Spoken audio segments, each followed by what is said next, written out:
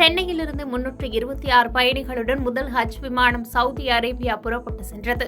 இஸ்லாமியர்களின் 5 கடமைகளில் ஒன்றான புனித ஹஜ் பயணம் ஹஜ் மாதத்தில் இந்த கடமையை நிறைவேற்ற முஸ்லிம்கள் சவுதி அரேபியாவில் உள்ள மெக்கா நகருக்கு செல்வார்கள்.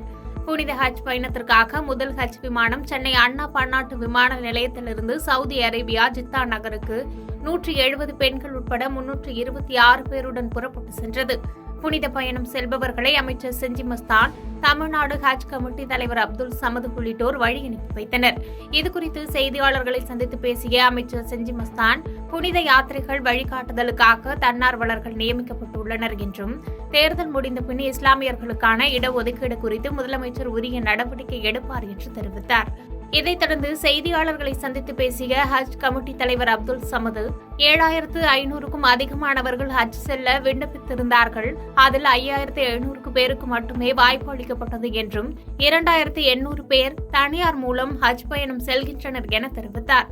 மேலும் வக்பு வாரியத்திற்கான நிதியை ரூபாய் 5 கோடியிலிருந்து ரூபாய் 10 கோடியாக உயர்த்திய முதலமைச்சர் வழங்கியுள்ளார். ஹஜ் மானியத்தை அதிகரித்து தர வேண்டும் என்ற கோரிக்கைக்கு முதலமைச்சர் உயர்த்தி தருவார் என்று நம்பிக்கை உள்ளது என்று தெரிவித்தார். 1000க்கும் மேற்பட்ட பயணிகள் இந்த முறை கூடுதலாக இருக்கு. சென்ற ஆண்டு 3750 பேர், 4000 பேர் சென்றார்கள் கடைசி வரையிலும். இப்போ பார்த்தீங்கன்னா 5747 பேர் இப்போ பதிவு செய்யப்பட்டு அவர்களுக்கு தயார் நிலையில் உள்ளது. இன்னும் சில பேர் அந்த விருப்பத்தை தெரிவித்து இருக்கிறார்கள். அவர்களும் அந்த கடைசி ஃபிளைட் வரைக்கும் செல்லுகின்ற நேரத்தில் ஒரு 6008 என்கிற அளவுக்கு இருக்கிறது. இப்போது 5746 பேருக்கு உறுதி செய்யப்பட்டுள்ளது. தமிழக அரசு சார்பாக அந்த பயணத்துக்கு உண்டான அனைத்து ஏற்பாடுகளும் செய்யப்பட்டுள்ளது. பெரம்பலூர் மாவட்டத்தில் மாவட்ட காவல் கண்காணிப்பாளர் ஷியாமலா தேவி உத்தரவின்படி கஞ்சா, குட்கா மற்றும் சட்டவிரோதமாக மது விற்பனை தயாரித்தல் போன்ற குற்ற செயல்களில் ஈடுபடுபவர்கள் மீது கடும் நடவடிக்கை மேற்கொள்ளப்பட்டு வருகிறது.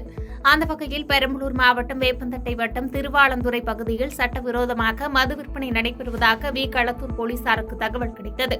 அதன் அடிப்படையில் அங்கு சென்ற போலீசார் சட்டவிரோதமாக மது விற்பனையில் ஈடுபட்ட அதே ஊரை சேர்ந்த தமிழ்ச்செல்வி, ஜெயம் ஆகிய 2 பெண்களையும் கைது செய்து அவர்களிடமிருந்து 36 மது பாட்டில்களை பறிமுதல் செய்து பெரம்பலூர் நீதிமன்றத்தில் ஆஜர்படுத்தி நீதிமன்ற காவலருக்கு அனுப்பி வைத்தனர்.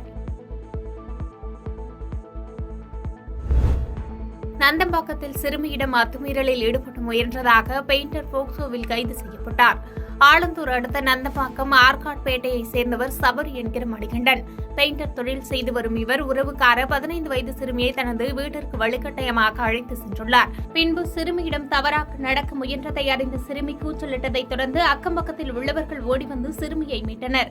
மேலும் இதுகுறித்து பரங்கிமலை அனைத்து மகளிர் காவல் நிலையத்தில் சிறுமியின் பெற்றோர் கொடுத்த புகாரின் பேரில் மகளிர் காவல் நிலைய ஆய்வாளர் சித்திரகலாதேவி வழக்கு பதிவு செய்து சபரி மணிகண்டனை போக்சோ சட்டத்தில் கைது செய்தனர். பின்னர் செங்கல்பட்டு மைகிலா நீதிமன்றத்தில் ஆஜர்படுத்தி சிறையில் அடைத்தனர்.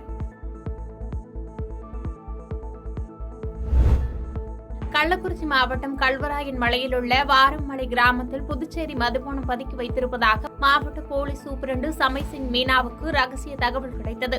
அதன் பெயரில் கரியாளூர் சப் இன்ஸ்பெக்டர் மணிகண்டன் தலைமையிலான போலீசார் வாரமலை கிராமத்தில் தீவிர ரெய்டில் ஈடுபட்டனர்.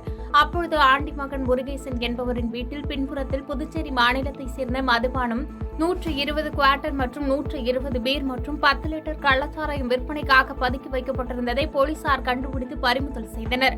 மேலும் முருகேசன் என்பவர் மீது போலீசார் வழக்கு பதிவு செய்து அவரையும் தேடி வருகின்றனர். கல்வராயன் மலையில் தொடர்ந்து புதுச்சேரி மதுபானங்கள் பறிமுதல் செய்து வருவது போலீசார் மத்தியில் பெரும் அதிர்ச்சியை ஏற்படுத்தியுள்ளது. திண்டுக்கல் மாவட்டம் நிலக்கோட்டை அனைத்து மகளிர் காவல் நிலைய எல்லைக்குட்பட்ட பகுதியைச் சேர்ந்த 5 வயது சிறுமியை பாலியல் சீண்டல் செய்ததாக வத்தலகுண்டு அருகே விருவீடு பகுதியைச் சேர்ந்த சீனிதேவர் மகன் பிச்சைமுத்து என்பவரை கடந்த 3ஆம் தேதி நிலக்கோட்டை அனைத்து மகளிர் காவல்துறையினர் போக்சோவில் கைது செய்து சிறையில் அடைத்தனர். இந்நிலையில் பிச்சைமுத்துவின் குற்ற நடவடிக்கைகளை ஒடுக்கும் பொருட்டு திண்டுக்கல் மாவட்ட காவல்துறை கண்காணிப்பாளர் பிரதீப் பரிந்துரையின் பேரில் மாவட்ட ஆட்சியர் பூங்கொடி பிச்சைமுத்துவை குண்டர் தடுப்பு சட்டத்தின் கீழ் சிறையில் அடைக்க உத்தரவிட்டார். உத்தரவை தொடர்ந்து நிலக்கோட்டை அனைத்து மகளிர் காவல்துறையினர் பிச்சைமுத்துவை குண்டர் தடுப்பு சட்டத்தின் கீழ் மதுரை மத்திய சிறையில் அடைத்தனர். பாதகம் செய்பவரை கண்டால் நாம் பயங்கொள்ளலாகாது பாப்பா, மோதி மிதித்து விடு பாப்பா, அவர் முகத்தில் உமிழ்ந்து விடு பாப்பா. அண்மை செய்திகளை உடனுக்குடன் தெரிந்து கொள்ள இணைந்திருங்கள் இயம்நாடு தொலைக்காட்சியுடன்.